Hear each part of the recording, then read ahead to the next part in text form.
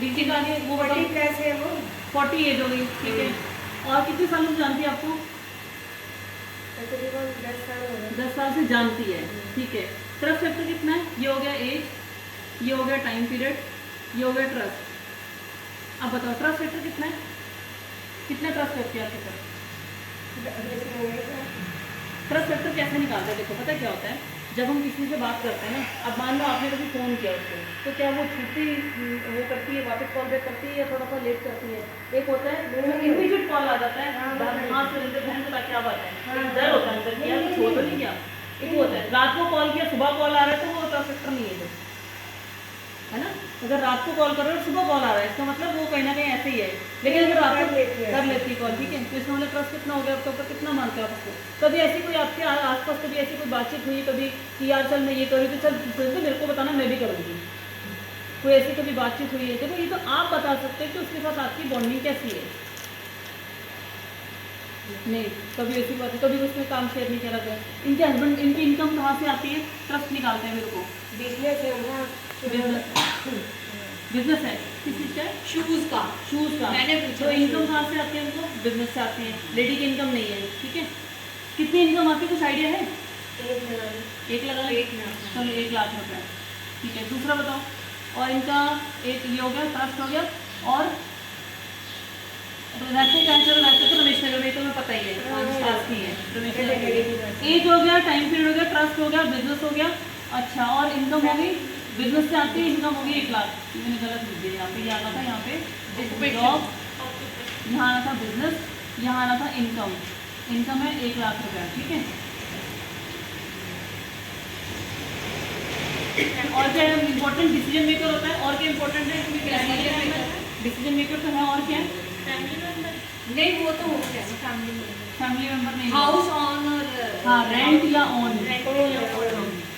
ठीक है। तो डिसीजन मेकर कौन है उनका? वैसे तो हस्बैंड ही होंगे और बाकी कुछ काम के लिए तो अपने। यहाँ ना किसको नहीं चलेगा, यहाँ पे यहाँ चलेगा, मुझे पता होना चाहिए। अगर मेरी फ्रेंड है ना, जैसे मान लो मेरी फ्रेंड एक चालू है, मान लो मेरी फ्रेंड है, मान लो अब मुझे पता, हाँ मैं एक तो बताती हूँ जिसको मैं सोच रही हूँ अप्रोच करने के लिए। मेरी फ्रेंड है नेहा नाम है उसका, ठीक है। वो मेरे से जॉब करती है। अब मैं उसको अप्रोच करने की सोच रही हूँ, वो आज भी जॉब कर रही है। बट मैं जब उसको फेसबुक वगैरह देखती हूँ ना, तो हस्बैंड के साथ बड़ी अच्छी फोटोग्राफ्स है उसकी, बड़े गाने शाने डाल रही है, तो मेरे को क्या समझ में आया उससे कि बॉन्डिंग अच्छी है। देखो आपको दिमाग चलाना चाहिए।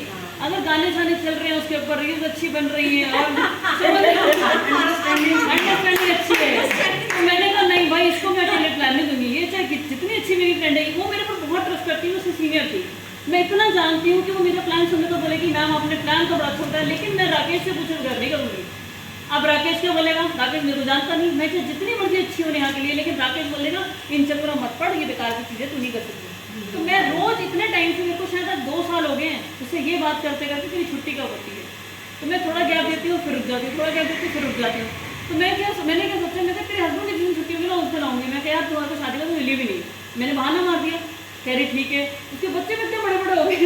अब मेरा मकसद क्या है कि जिस दिन तेरे हस्बैंड की छुट्टी होगी ना, मैं उसी दिन आऊँगी। चाहे मेरे को आज 2 साल हो गए वेट करते करते, मैंने प्लान नहीं दिया उसको, ठीक है। मैं जानती हूँ कि उस लेडी को अकेले प्लान देना है, वो मेरे को पता है, मेरे को 100% रिगार्ड करेगी। मुझे कह रही बाहर मिलते हैं, कॉफी ऑफी मिलते हैं कहीं, मुझे पता है मेरे को खर्चा भी नहीं करने देगी। मेरे को बोलेगी आप, मैं खिलाऊंगी आपको, देखूंगी, इतना ट्रस्ट है उसका मेरे पर। और मैं उसकी सीनियर रह चुकी हूँ, वो मेरे को खर्चा जरूर कर देगी, बट वो 6100 कमा भी रही है, वो देगी नहीं।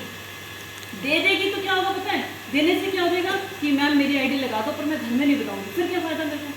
6100 लेनी पड़ेगी, उसके पास 6100 तो हो गया जाएगा। मुझे तो वर्किंग पार्टनर चाहिए ना। अब मैं उससे, जब मुझे पता है उसकी जो इतनी अच्छी बॉन्डिंग है, घर में घूमने फिरने जा रहे हो, तो मुझे पता है ट्रैवल का जो मुद्दा आएगा वो हस्बैंड से जरूर पूछेगी। अब पूछने में मुझे पता है वो शायद हो सकता है मना भी ले 1%, लेकिन वो सिर्फ एक इन्वेस्टमेंट की आइडिया आएगी मेरे पास। मुझे वर्किंग चाहिए, तो मुझे हस्बैंड को दोनों को प्लान देना पड़ेगा। तो मैं वेट कर रही हूँ 2 साल से कि किस दिन मुझे बोले, और है भी पता कहाँ, ये आपका ऐसे घर में तो बहुत वेट करना पड़ेगा। इनके लिए लोधी रोड साइड है, कहीं दूर। मेरे को वेट करना पड़ रहा है कि मैं वेट कर रही हूँ, जिस दिन वो बोलेगी कि उसके हस्बैंड फ्री होंगे, तो उस दिन मैं दोनों को प्लान दूंगी। और ऐसे में देखो मैं बताती हूँ आपको, अगर मेरी अभी वो तो मेरी घर ऐसी मार्केट है जिसको बहुत टाइम से मैं देख रही हूँ। उस टाइम से मेरी मार्केट शुरू की होती थी, तो मेरे घर के आसपास के एरिया थी, तो मैंने उनको ऐसे ही अप्रोच किया था, नहीं भैया जब घर के होंगे तो बताऊँगी। एक मेरी फ्रेंड होती थी चालू, उसको मैंने बोला नहीं जब भैया घर के होंगे उनको फोटो 80% ट्रस्ट कर रही है, लेकिन जब उसकी खुद की इनकम नहीं है, वो आपको कैसे पैसा देगी? मैंने भी ऐसे ही बोला था कि भाई आप आके समझ लो, मुझे समझ नहीं आया, हाँ। ये आप समझ लो।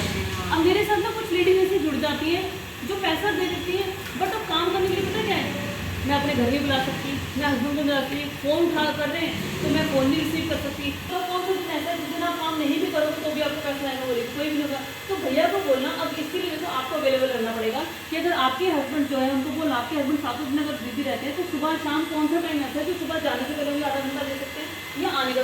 अगर 7 दिन अगर बिजी रहता होगा ना उसको पक्का अपना काम होगा, नौकरी तो वो 7 दिन नहीं कर रहा, पक्का अपना काम होगा। अपने काम में बंदा आधा घंटा लेट जा सकता है ना, आधा घंटा लेट जा सकता है।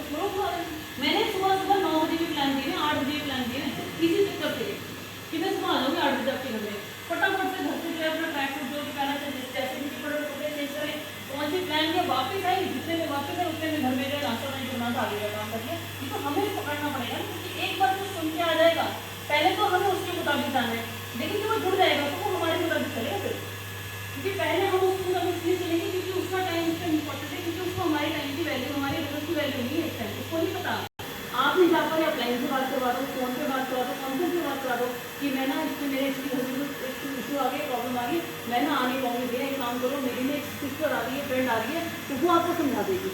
थोड़ा सा मैनेजमेंट ऐसे भी करना है, बट इसमें ये भी मत कर देना कि अब आपने यही वाला फॉर्मूला अपना दिया कि मैं तो टाइम लेके रख लेती हूँ, सीधे चला जाएगा, ये भी मत कर लेना यार, ये रेयर केस है, रेयर केस। जैसे मतलब अपलाइन को यूज करना है, उसका मिसयूज नहीं करना है। ये कल वहाँ पे यही बता यूज करना, मिसयूज करना, अपलाइन को यूज करना दवाई के तौर पे।